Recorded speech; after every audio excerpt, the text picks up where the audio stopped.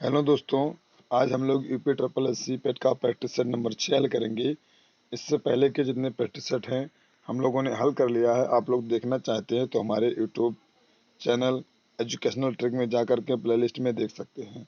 और हाँ, हम लोगों ने अरविंद पब्लिकेशन का भी हल कर लिया है। अगर आप देखना चाहते हैं तो उसे भी देख सकते हैं। चलिए देखते हैं प्रश्न नंबर 1 क्या है। किन 3 वेदों को संयुक्त रूप से वेदत्रय कहा जाता है? तो देखिए, इसमें से सही जवाब होगा ऋग्वेद, सामवेद, यजुर्वेद, यानी ऑप्शन नंबर सी सही है। अगला है, पुष्यमित्र शुंग द्वारा मारा जाने वाला अंतिम मौर्य साम्राज्य शासक कौन था? इसका सही जवाब होगा बृहदर्थ, यानी ऑप्शन नंबर बी है। नेक्स्ट प्रश्न है, निम्नलिखित में से किस शासक को भारत का नेपोलियन कहा जाता है? सही जवाब होगा समुद्रगुप्त को भारत का नेपोलियन कहा जाता है। अगला प्रश्न है, प्रसिद्ध चीनी यात्री ह्वेनसांग ने किस सम्राट के शासनकाल के दौरान भारत की यात्रा की थी? उसका सही जवाब होगा हर्षवर्धन के दौरान। सॉरी। नेक्स्ट क्वेश्चन है, निम्नलिखित में से कौन दिल्ली को लोधी राजवंश का अंतिम शासक था? यानी दिल्ली के लोधी राजवंश का अंतिम शासक कौन था? तो इसका सही जवाब होगा ए नंबर, इब्राहिम लोधी। अगला क्वेश्चन है, मुस्लिम लीग की स्थापना कब की गई थी? इसका सही जवाब होगा ए नंबर, यानी 1906 में मुस्लिम लीग की स्थापना हुई थी। अगला क्वेश्चन है, निम्न में से कौन संथाल विद्रोह के एक नेता थे? इसका सही जवाब होगा बी नंबर, सिद्धू माझी। अगला क्वेश्चन है, निम्न में स्वतंत्रता आंदोलन में भाग लेने वाले पश्चिमी बंगाल के क्रांतिकारी की पहचान करें। तो इसका सही जवाब होगा डी नंबर, यानी खुदीराम बोस। अगला प्रश्न है, बारदौली किसान सत्याग्रह का नेतृत्व किसने किया था? इसका करेक्ट जवाब होगा ए नंबर, वल्लभ भाई पटेल। अगला प्रश्न है, किस नेता ने हमें CR फार्मूला दिया है? तो किसने दिया था? यानी सी नंबर, सी राजगोपालाचारी ने। अगला प्रश्न है,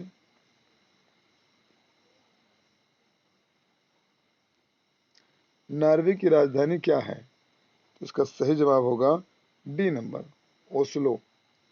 अगला प्रश्न है, 82 पूर्वी देशांतर भारत के लिए क्यों महत्वपूर्ण है? इसका सही जवाब होगा बी नंबर, यानी यह भारतीय मानक समय का निर्धारण करता है। ऑप्शन नंबर बी सही है। अगला प्रश्न है, वर्ष 2011 की जनगणना के अनुसार भारत की साक्षरता दर कितनी थी? तो इसका सही जवाब होगा ए नंबर, 73.0%। अगला प्रश्न है, हीराकुंड बांध किस राज्य में स्थित है? तो इसका सही जवाब होगा हीराकुंड कहाँ पर स्थित है? ये उड़ीसा में है। अगला प्रश्न है, निम्नलिखित में से कौन सा राज्य नेपाल के साथ अपनी सीमा साझा नहीं करता है? तो इसका सही जवाब होगा डी नंबर, असम। अगला प्रश्न है,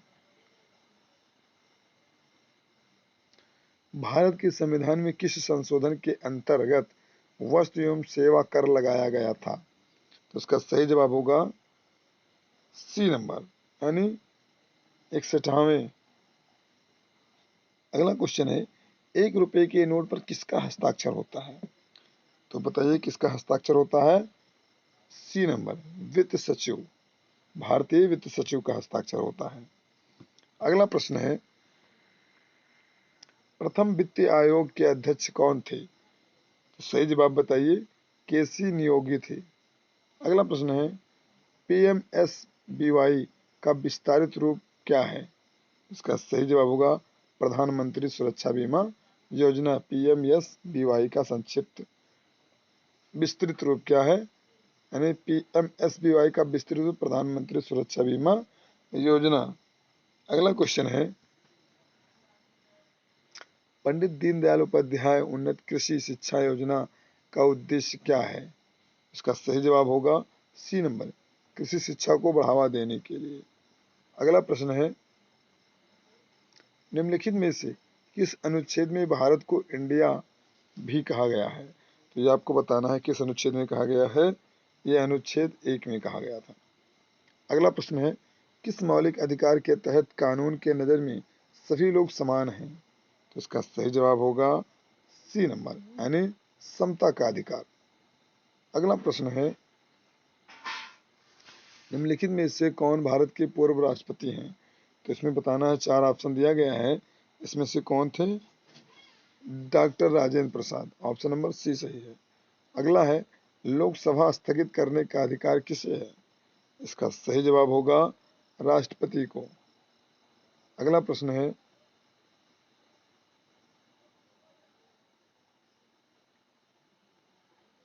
निम्नलिखित में से किस राज्य ने सर्वप्रथम पंचायती राज अपनाया था? तो इसका सही जवाब होगा बी नंबर, राजस्थान ने। अगला क्वेश्चन है, यानी पहले आपको भरना, उसके बाद में दर्पण कारों के हेडलाइट में प्रयोग किया जाता है, यानी कौन सा दर्पण कारों के हेडलाइट में प्रयोग किया जाता है? तो इसका सही जवाब होगा डी नंबर, यानी अवतल दर्पण कारों के हेडलाइट में प्रयोग किया जाता है।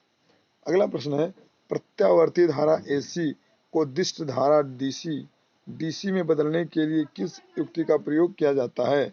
तो सही जवाब होगा सी नंबर, एक्टिफायर। अगला प्रश्न है, ठोस कार्बन डाइऑक्साइड को क्या कहते हैं? तो इसका सही जवाब होगा डी नंबर, यानी सूखी बर्फ कहते हैं। ठोस कार्बन डाइऑक्साइड को सूखी बर्फ कहते हैं। अगला है, शरीर में किसकी गंभीर कमी के कारण क्वाशियोरकोर रोग होता है? क्वाशियोरकोर रोग होता है, तो इसका सही जवाब होगा डी नंबर, प्रोटीन की कमी के कारण। अगला प्रश्न है, निम्नलिखित में से कौन सा मांसाहारी पादप है? इसका सही जवाब होगा ए नंबर, यानी Venus fly trap. Venus fly trap जो है ये मांसाहारी पादप है। अगला प्रश्न है, अंधेर नगरी के लेखक हैं? इसका सही जवाब होगा सी नंबर, यानी भारतेंदु हरिश्चंद्र जी हैं अंधेर नगरी के लेखक। नेक्स्ट प्रश्न है, सूर्योदय शब्द का संधि विच्छेद है? तो सूर्योदय का संधि विच्छेद क्या होगा? सूर्योदय का सूर्य प्लस उदय, ऑप्शन नंबर बी सही है। अगला प्रश्न है, दाता शब्द का स्त्रीलिंग शब्द क्या है? तो सही जवाब इसका बताइए क्या होगा? 38 का सी नंबर, यानी दात्री होगा। दाता का स्त्रीलिंग दात्री होगा। जो किए गए उपकार को मानता हो के लिए एक शब्द लिखिए, क्या होगा इसका सही जवाब? ए नंबर, कृतज्ञ होगा। अगला प्रश्न है, निम्नलिखित में कौन सा शब्द सरस्वती का पर्यायवाची नहीं है? तो सही जवाब होगा सी नंबर, ये पद्मा जो है नहीं है, बाकी वीणा पाणी है, महाश्वेता भी है और भारती भी है, यानी इसका ऑप्शन नंबर क्या होगा? सी सही है। नेक्स्ट प्रश्न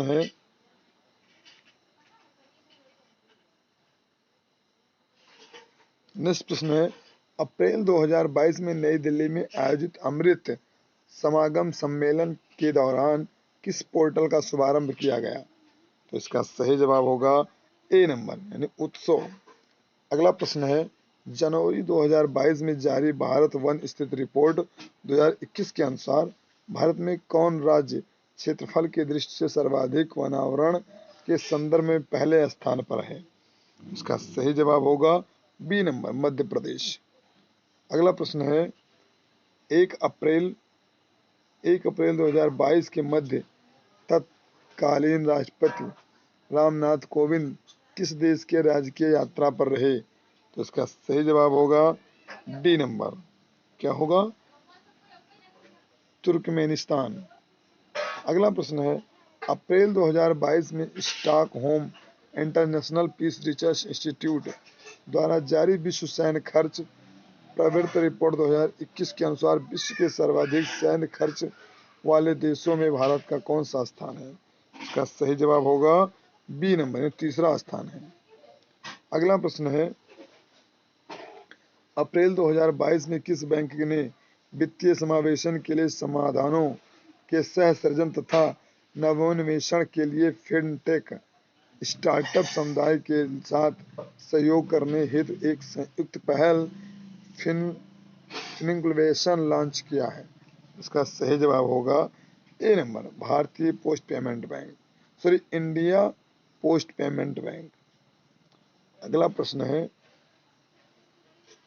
फरवरी 2022 में भारतीय अंतरिक्ष अनुसंधान संगठन ने इसरो ने ध्रुवीय उपग्रह प्रक्षेपण यान PSLV-C52 के माध्यम से किस उपग्रह का सफल प्रक्षेपण किया है?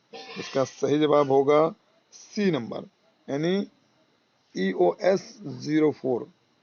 अगला प्रश्न है, फरवरी 2022 में प्रसिद्ध पार्श्व गायिका लता मंगेशकर का निधन हो गया, उन्हें किस वर्ष भारत रत्न से सम्मानित किया गया था? तो इसका सही जवाब होगा डी नंबर, वर्ष 2001 में। अगला प्रश्न है, अप्रैल 2022 में कहां पहली बार राष्ट्रीय राजधानी के बाहर राष्ट्रीय बाघ संरक्षण प्राधिकरण की बैठक आयोजित हुई? तो इसका सही जवाब होगा 58 का सी नंबर, पक्के बाघ अभ्यारण्य पर। अगला प्रश्न है,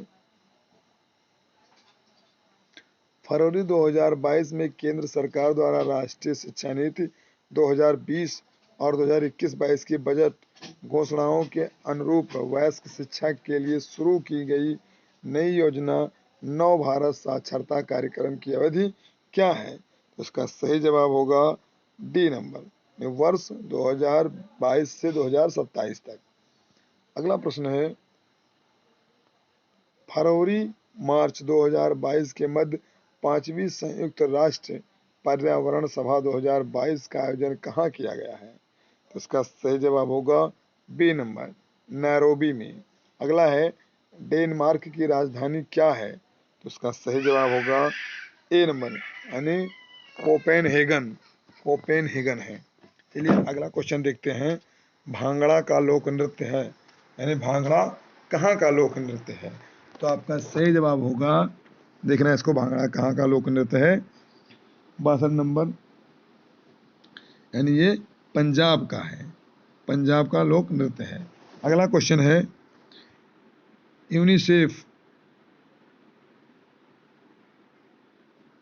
यूनिसेफ की स्थापना किस वर्ष हुई थी? तो आपको सही बताना है कि कौन सा सही है, ए नंबर, यानी वर्ष 1946 में। अगला क्वेश्चन है, निम्नलिखित में से भारत का सर्वोच्च नागरिक पुरस्कार कौन सा है? तो सही जवाब होगा ए नंबर, भारत रत्न जो है वो भारत का सर्वोच्च नागरिक पुरस्कार है। अगला प्रश्न है, रूमी दरवाजा कहाँ स्थित है? इसका सही जवाब होगा रूमी दरवाजा कहाँ स्थित है? तो आपको बताना है इसमें से, ये लखनऊ में स्थित है। अगला प्रश्न है, रामनाथ गोयनका पुरस्कार किस क्षेत्र में योगदान के लिए प्रदान किया जाता है?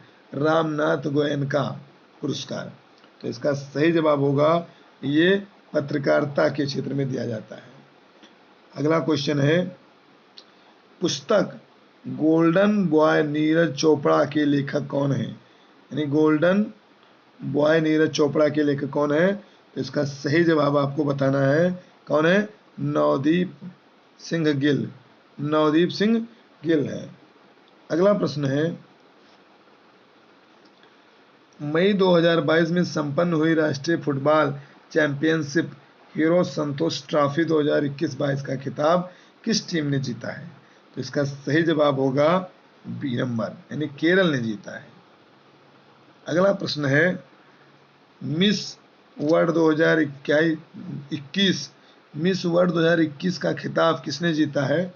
तो इसका करेक्ट जवाब जो होगा वो क्या है? Caroline Bielawska, Karolina Bielawska, option number C सही है। अगला क्वेश्चन है, राष्ट्रीय वन्यजीव बोर्ड की अस्थायी समिति की 67वीं बैठक में प्रतिवर्ष किस तिथि को राष्ट्रीय डॉल्फिन दिवस मनाया जाने की घोषणा की गई है? तो आपका सही जवाब जो है वो होगा 5 अक्टूबर को। चलिए अगला प्रश्न देखते हैं, जो 71 से 75 तक आपका पैराग्राफ है, इसे ध्यान से पढ़िएगा, उसके बाद इसका जवाब देते हैं। तो देखते हैं, ये तो आप जानते हैं कि पृथ्वी प्रारंभ में आग का गोला थी। मुझे ठीक ठीक नहीं पता कि ऐसी आग में मुझे पानी का जन्म कैसे हुआ। लगता यह है कि हमारी पृथ्वी ज्यों-ज्यों ठंडी होती गई तो उसमें मौजूद गैसों में क्रियाएं हुई। हाइड्रोजन और ऑक्सीजन की रासायनिक क्रियाओं में मेरा जन्म हुआ है। इन दोनों ने अपना अस्तित्व मिटाकर मुझे बनाया। पहले मैं पृथ्वी के ऊपर भाप रूप में ही थी, फिर जाने क्या हुआ कि मैं ठोस बर्फ बन गया। कल्पना करो, चारों ओर बर्फ ही बर्फ है। जब सूर्य की किरणें हम पर पड़ती तो चारों ओर सौंदर्य बिखर पड़ता। लाखों वर्षों तक इस रूप में रहने के बाद मैं फिसलने लगा, क्योंकि बर्फ के ही दबाव से निचली परत पिघलने लगी थी। फिसलकर हम पहुंचे सागर में। वहां की तो बात ही निराली थी। वहां अब तक हमसे पहले पहुंचे पानी में छोटे छोटे जीव तैरने लगे थे। घोंघे, मछलियां और कछुए भी। धीरे धीरे सृष्टि का विस्तार हुआ। जल के बाद स्थल में जीव बनने लगे और आज आप उसी श्रृंखला के अंग हैं और अपने को मनुष्य कहते हैं। चलिए, पैराग्राफ आप लोगों ने पढ़ा। अब अगला प्रश्न हल करते हैं। यह आत्मकथा किसकी है? तो इसका सही जवाब होगा पानी की आत्मकथा है। ये पानी के बारे में हो रहा है बात। अगला प्रश्न है, सबसे पहले जीवधारी कहाँ पैदा हुई? तो इसका करेक्ट जो आंसर होगा वो जल में पैदा हुई। अगला प्रश्न है, बर्फ क्यों फिसलने लगी थी? इसका सही जवाब होगा ए नंबर, बर्फ के बोझ और दबाव से निचली परत पिघल रही थी। अगला क्वेश्चन है, मनुष्य किस श्रृंखला का अंग है? इसका सही जवाब होगा डी नंबर, जीवधारियों की श्रृंखला का। अगला प्रश्न देखते हैं, चारों ओर सौंदर्य किस प्रकार पड़ता है? तो रिक्त स्थान के लिए शब्द होगा। तो आपका इसका सही जवाब जो है वो कौन सा है? बिखर, यानी चारों ओर सौंदर्य बिखर पड़ता। अगला प्रश्न देखते हैं,